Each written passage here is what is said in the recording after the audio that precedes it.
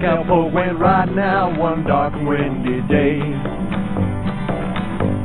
And on a ridge he rested as he went along his way. And all at once somebody heard a red-eyed cow he saw plowing through the ragged skies and up a cloudy draw. Sometimes on a Saturday night, when Rowan and I are planned to go busking on the Sunday morning, sometimes, I haven't told Rowan this, sometimes I lay in bed like 1 o'clock in the morning, listen to the radio for a while, and till I start reading a book, and it's 2 o'clock. I've got to go to sleep now because I've got to get up to go busking in the morning. And it's like 2:30, and then I've got to go to sleep. I'm really excited to be thinking of going to busking the next morning at Campbell Market. Sometimes I'll sleep in and get there late, which is tragic. But even though it's sort of not huge and it's not world fame, I find just so much joy in the thought of being able to go out there and just play some music and make some connection with people. And as a total bonus, have some money being thrown into our hat. It's just like, my God, this is so good. Even though it's sort of so small time, and at the same time, we don't know where it's going to lead. It's sort of, that's quite lovely, the unfoldingness of it. But yeah, for me there's so much joy in just being able to do something that is so small and lovely. What I see is quite lovely.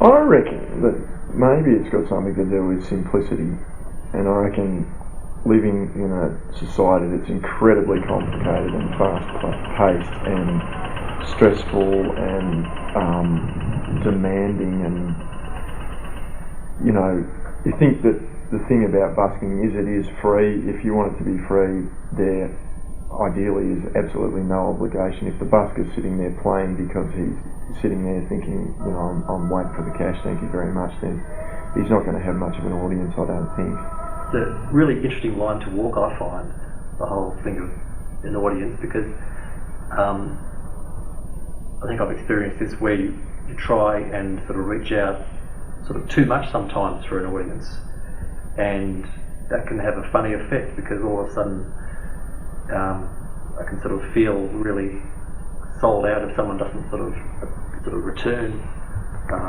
sort of the connection, and they sort of start feeling cheated, and then sort of it's like you've got to come back to sort of think, well, why am I doing this in the first place? I don't really.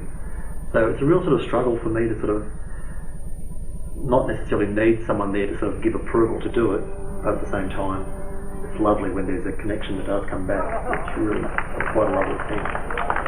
I think some people find it hard to accept that we are doing what we love doing and that it is enough, and we get, you know, we'll probably get $30 or something, you know, busking at Camberwell, and it's a gift, you know.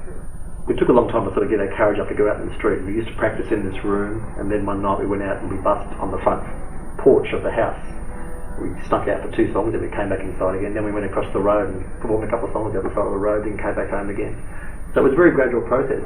When I used to play rock stars as a kid, I remember sort of, you know, having the whole great big vision, you know, that I think perhaps lots of people have of being, you know, just a huge megastar and stuff. And I think the great thing about, you know, like busking at Camberwell Market is I feel like a huge megastar.